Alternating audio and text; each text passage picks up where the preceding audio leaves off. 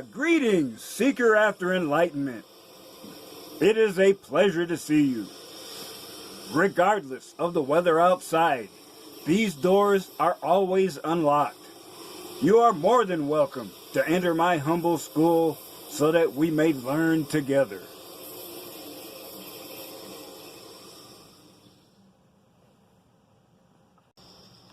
It is the world that has been pulled over your eyes to blind you from the truth. What truth? That you are a slave, Neo. Like everyone else, you were born into bondage, born into a prison that you cannot smell or taste or touch. A prison for your mind. You have to let it all go, Neo. Fear, doubt, disbelief. Free your mind.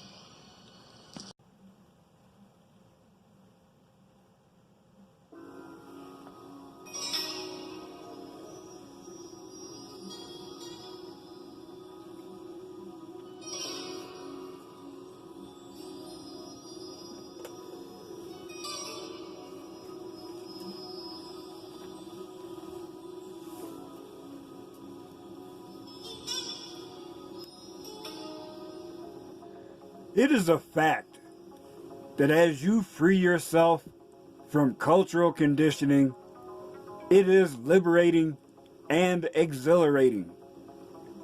You undergo a catharsis as you realize artificial restrictions are evaporating. It does take time, but you become aware of your own value as a man.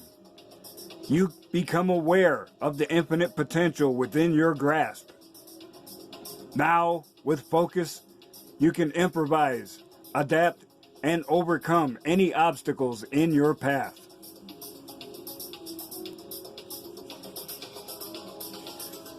The source for my talks on this subject is a pamphlet published some years ago by the Church of Jesus Christ of Latter-day Saints. Out of respect for them, I pronounced the official name the first time. From now on, if I have to, they're cool if I say Mormons. Of course, this is written in Tradcon. Using my skills, I will translate it to Red Pill for you. And there is some introductory material that is worth sharing, so we will high dive right into this.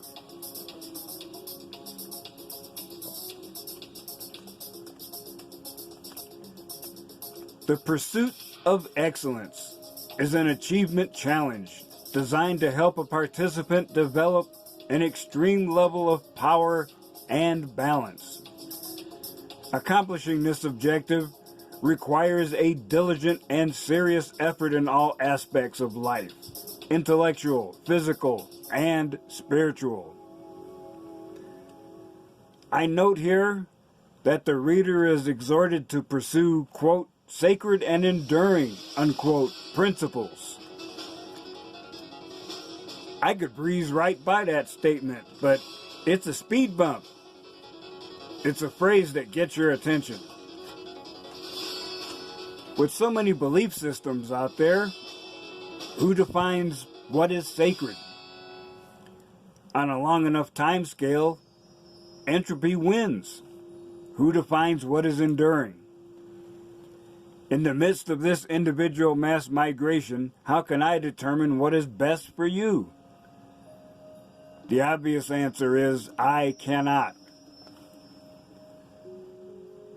I know from personal experience that a close encounter with the infinite is not only intensely personal, it cannot be easily or clearly explained to someone who hasn't undergone a similar process. Yet that intense meeting can happen. And it does happen because you are deprogramming yourself. With that growing self-awareness, you are becoming more capable of asking yourself these hard questions. Your vision is clearing away fog, and now your path is more clearly seen.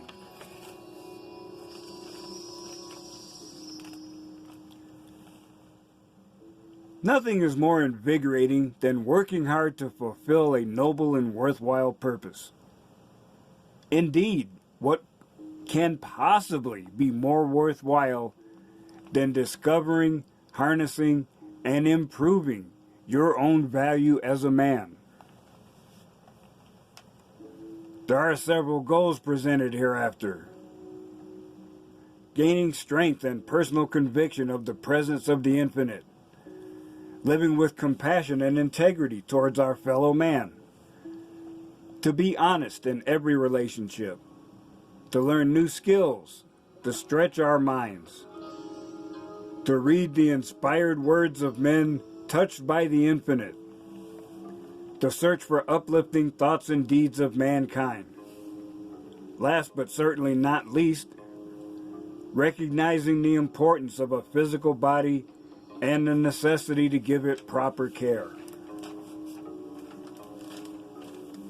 To the person who becomes absorbed in achieving eternal goals, life becomes more abundant.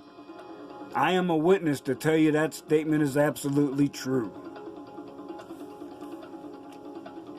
The approach described in the following videos can be used in goals accomplished by anyone wishing to achieve higher levels of self-awareness.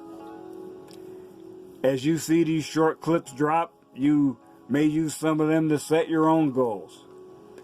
Remember to be diligent, but do not overload yourself. Your goals should be challenging, yet realistic. Personal growth, including an increase in satisfaction, or I would say serenity, will come to you as you achieve through these challenges. The following quote is from an LDS general authority. In fact, he was president of the church for a time and is therefore considered a prophet by the members. This quote by David O. McKay is so good I will present it here almost completely without red pill translation.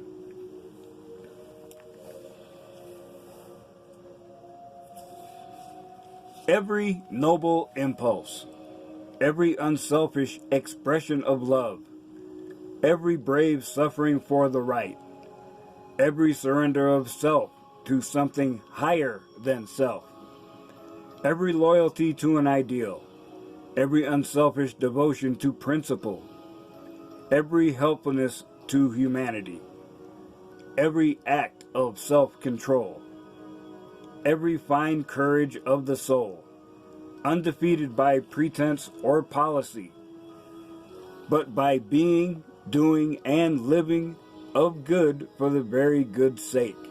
That is spirituality. Spirituality, our true aim, is the consciousness of victory over self and of communion with the infinite. Spirituality impels one to conquer difficulties and acquire more strength. To feel one's faculties unfolding in the soul is one of life's most sublime experiences. So that's it for the source material. But before I go, just let me say that the preceding quote is certainly heavily tradcon, but in my humble opinion, it shows an inherent restraint in the use of power. And that restraint is what made patriarchy an effective social system.